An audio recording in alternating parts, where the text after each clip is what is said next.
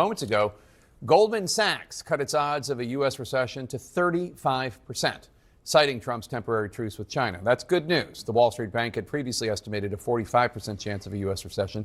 Let's bring in CNN's Phil Mattingly. Phil, walk us through the specifics of this temporary trade truce with China and what it means for the average American consumer. Yeah, the Goldman forecast really kind of sets the baseline and how it has shifted based on where it stood by President Trump's own actions. Where we stand now is instead of 145% tariffs from the U.S. side, 125% tariffs from the Chinese side, that is now 30% from the U.S. side, 10% from the Chinese side. And obviously the market liked that change, and a dramatic change it was on those top line rates quite a bit. If you look across all of the major indices, the Dow up more than 1,000 points, S&P 500 up more than 3%, the NASDAQ now shifting back heavily into bull territory.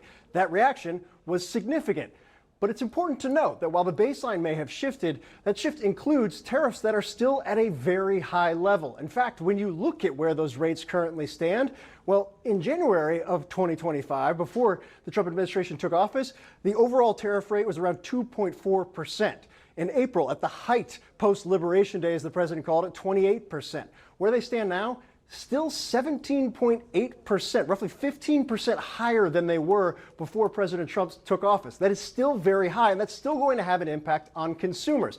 Not as dramatic as it would have been before this pause, which, according to the Yale Budget Lab, which has been tracking this stuff very closely, it would have been $3,443 for the average middle-class family. That is now $2,237 for the average middle-class family.